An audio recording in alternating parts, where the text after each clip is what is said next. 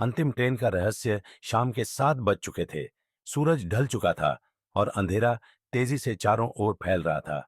शंभू नगर railway station एक छोटा पुराना स्टेशन था जो अब लगभग वीरान हो चुका था।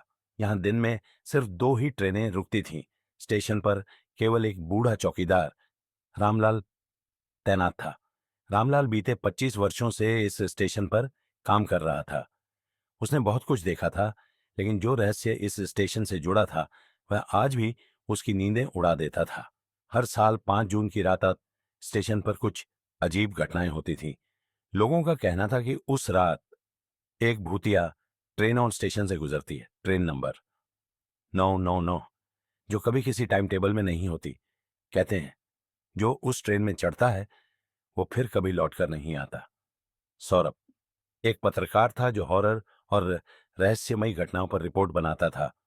जब उसे शंभू नगर स्टेशन की कहानी पता चली तो उसने निश्चय किया कि वह इस रहस्य की तह तक जाएगा। सौरभ ने 5 जून की रात वहीं रुकने का फैसला किया। रामलाल ने उसे बहुत समझाया, बाबूजी, उस रात यहां मत रुकिए। जो इस स्टेशन पर ठहरता है उसका पता नहीं चलता। लेकिन सौरभ ने हंसते हुए कहा, डर मुझे नहीं लगता रामलाल जी। रात के 11 बजकर 45 मिनट हुए। दूर कहीं से ट्रेन की सीटी सुनाई दी, मगर टाइम टेबल के अनुसार अगली ट्रेन तो सुबह 5 बजे थी। रामलाल कांपते हुए बोला, वही ट्रेन है, 999। सौरभ ने कैमरा निकाला और रिकॉर्डिंग शुरू कर दी। ट्रेन धीरे धीरे स्टेशन पर रुकी, मगर यह ट्रेन वैसी नहीं थी।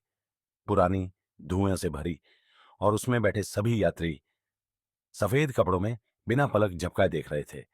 सौरभ का शरीर कांप गया। ट्रेन से एक व्यक्ति उतरा, लंबा सफेद पोशाक में, आंखें एकदम काली।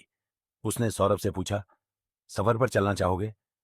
सौरभ ने बिना उत्तर दिए कैमरा उनकी ओर किया, मगर कैमरे की स्क्रीन काली हो गई। वह इंसान मुस्कुराया, इस दुनिया की चीजों से हमें कैद नहीं किया जा सकता। रामलाल चिल्लाया, भागो बाबूजी। लेकिन बहुत देर हो चुकी थी। ट्रेन का दरवाजा अपने आप खुल गया और सौरभ जैसे किसी शक्ति के वश में होकर उसमें चढ़ गया। सुबह 6 बजे स्टेशन पर कुछ यात्री पहुंचे। रामलाल वहीं एक कोने में बेहोश पड़ा था। उसे होश में लाकर जब लोगों ने पूछा कि क्या हुआ, तो वह बस इतना ही कह सका, वो फिर आई थी। और इस बार सौरभ गया। सौरभ का कैमरा स्टेशन के एक बेंच पर रखा था। उसमें आखिरी रिकॉर्डिंग थी, ट्रेन नंबर 999 का धुंध में समाना। उसके बाद किसी ने सौरभ को नहीं देखा। उसका मोबाइल, बैग, सब कुछ वहीं रह गया। पुलिस ने केस बंद कर दिया, कहते हुए कि कोई जंगल में चला गया होगा। मगर रामलाल जानता था सौरभ अब कभी लौट कर नहीं आएगा। और हर साल 5 जून को रात 11 बजकर 45 मिनट पर स्टेशन का माहौल एक बार फिर डरावना हो जाता है। सीटी की आवाज, धुंध से निकलती ट्रेन, और वह इंसान जो पूछता है, सफर पर चलना चाहोगे?